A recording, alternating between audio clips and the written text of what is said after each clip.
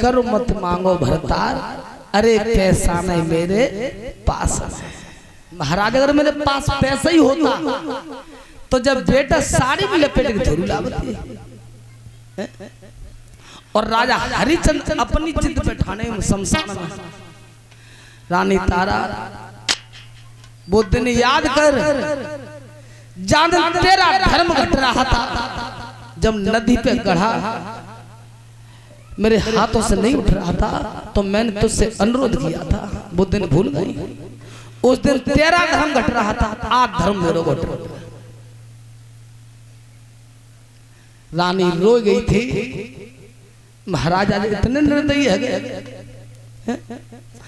आज तुम अपनी रानी ना भूल गए, रानी को भी नहीं पहचान रहे हो।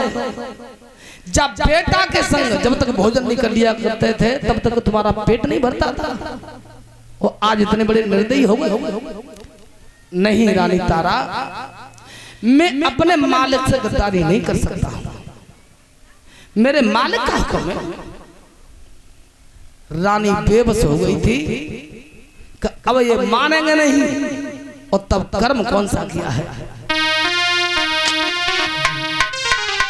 अरे जाने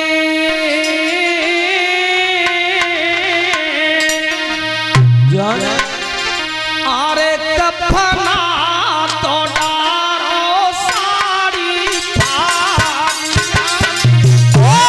कफना तो डारो साड़ी भारी भारी रे, कफना तो डारो साड़ी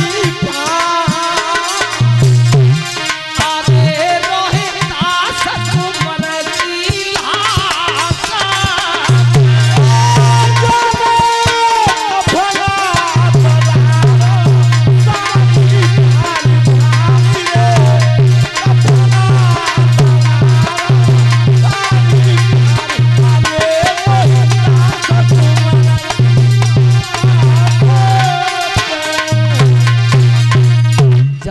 कफना तो डारो साड़ी फाड़, अरे रोहतास कुंवर की लाश है। एक कफन शब्द है भाई, उर्दू का शब्द है, वैसे इसका शुद्ध नाम है मृतक वस्त्र। वो आधी साड़ी शेष रह गई थी, वो कर में गई। ले महाराज और अपने बेटे दफना दिए। आधी साड़ी कर में देखी, पुत्र वेदना में, और प्रधान जी लौट के नगर के चले। काशी नगरिया से बाहर एक मठ था, पुत्र वेदना में बेहोश है कि रानी गिर गई थी। लेकिन भाइयों विश्वामित्र महात्मा की आत्माओं को फिर भी शांति नहीं मिली। रानी के मुंह से और खून लगा लिया था रक्त, दो बालक उठा के मार के डालते मैंने, और जाके काशी नगरिया में ढिढोरा जा बात को पीट दो। है काशी के लोगों, नगर से वार मठे बाम एक डाहने आ गई है, बाने केव बालक खाए रहे। तो ध्यान रखना, ये दुख भरा संदेश काशी नरेश को मिला है। काशी नरेश ने कालू मेहतर को बुलाया।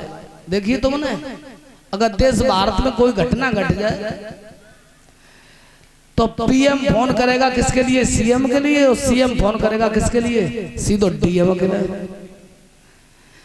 तो राजा ने आदेश किया है कालू मेहतर के लिए, और कालू मेहतर ने हुक्म किया है राजा हरिश्चंद्र के लिए, हरिया जल्दी जा, जल्दी चला जा तलवार लेके, और देख मेरे राजा का हुक्म है। नगर से बाहर मठ है, बा मठ में एक डाहन आ गई है। मेरे राजा ने मुझे हुक्म दिया है कि बिना मारे लौटना मत, मुझे अपने राजा को जवाब देना है। तो कालू मेहतर ने हुक्म कर दिया था हरिश्चंद्र। राजन परीक्षित राजा हरिश्चंद्र तलवार लेकर के आए नगर सिवा है, और ध्यान धर के देखा है, पहचान की है। उसी समय भाइयों आंखों में से आंसू छलक रहे थे। हृदय टूट गया था राजा हरिश्चंद्र का।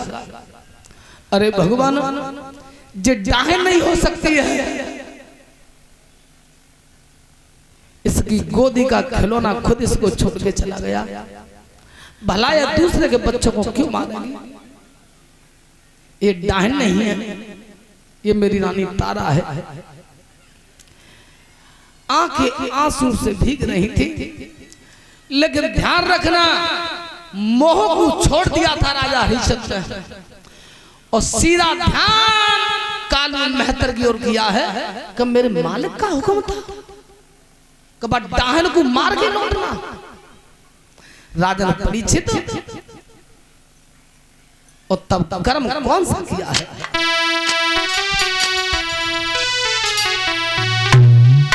आरे जब खाड़ो भायो है बाला धारी,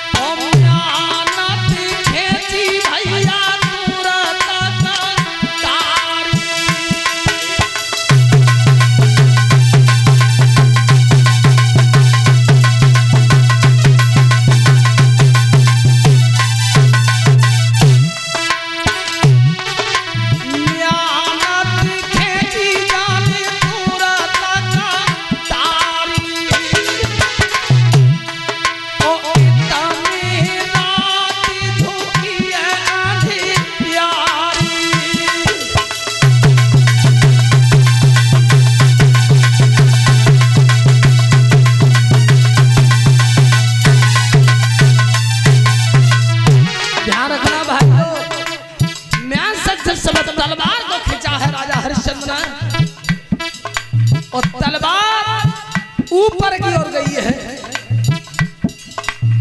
वध करना चाहते थे, लेकिन हुआ क्या?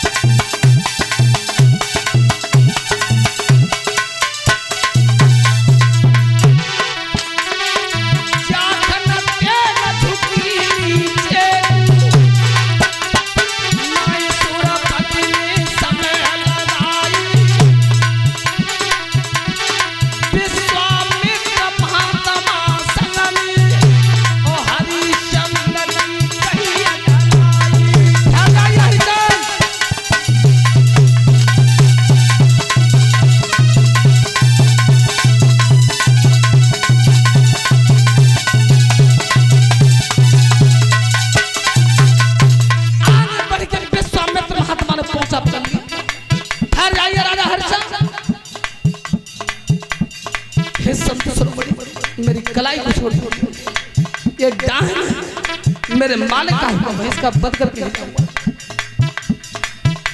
तब देवराज इंद्र मुस्कुरा करके बोला है, हरिश्चंद्र क्या पागल हो गए? विश्वामित्र महात्मा कहने लगे, राजा हरिश्चंद्र अरे कमरे हमें तो पहचानो, इतना निर्दयी मत बन हरिश्चंद्र।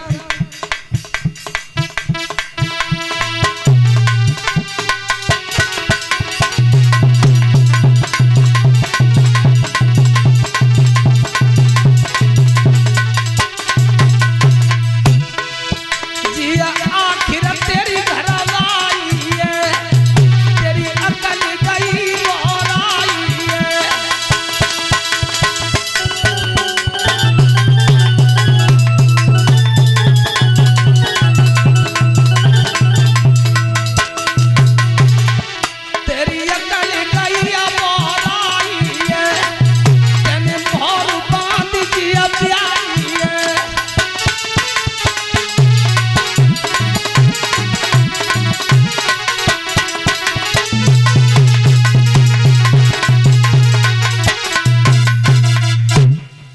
राजा हरिश्चंद्र का आगे बढ़ के पहुंचा, पकड़ लिया था इंद्र ने। विश्वामित्र महात्मा कहने लगे हैं, अरे राजा हरिश्चंद्र क्या पागल हो गया है? नहीं महाराज, ये डाहिन है। डाहिन नहीं है, तेरी घरबारी है। और बेटा सुन, तेरो नगर अयोध्या को सारा राज्य चौपट पड़ा है। बेटा यहां से चला जा, तू अपने राज्य को भोग। साथ तू मेरे बीच वाले भाने जिसका नाम शनु से था, अगर तू उसे खरीद के नहीं लाता तो मैं तेरी इतनी कठिन परीक्षा नहीं लेता। पुत्र, अब तू अपनी राजधानी के लिए जा सकता है। जैसे महात्मा ने ये बात कही है, राजा हरिश्चंद्र रोए गए। हे प्रभु, अब जा राज को भोग के करो कोई काम है। रानी डाहिन के रूप में आ गई। बेटा जा दुनिया छोड़ के चलो गो। जैसे आंख की धार चली आंसुओं की, कलाई पकड़ के महात्मा बाहर निकाल कर आए। क्या पागल हो गया हरिश्चंद्र? ऐसे रो रहा है तो ध्यान रखना। देवराज इंद्र ने समझाया, हरिश्चंद्र रो मत, तुम्हारे सत्य की परीक्षा थी। विश्वामित्र महात्मा कहने लगे हैं, बेटा रोवा मत हरिश्चंद्र, अब आप तुम मारे अपनी रानी के लिए और बेटा के लिए, चल आवाज मारिए। महात्मा के कहने पर जैसे भाइयों आवाज मारी तो रानी तारा और पुत्र रोहित बाई मठिया से निकल के आए। बोलिए संत समाज की, भक्त वात्सल भगवान की।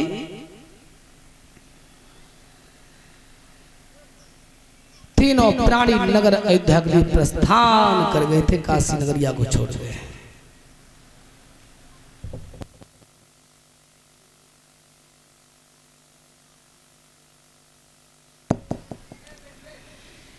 श्री सुखदेव जी कहते हैं, राजन परीक्षित,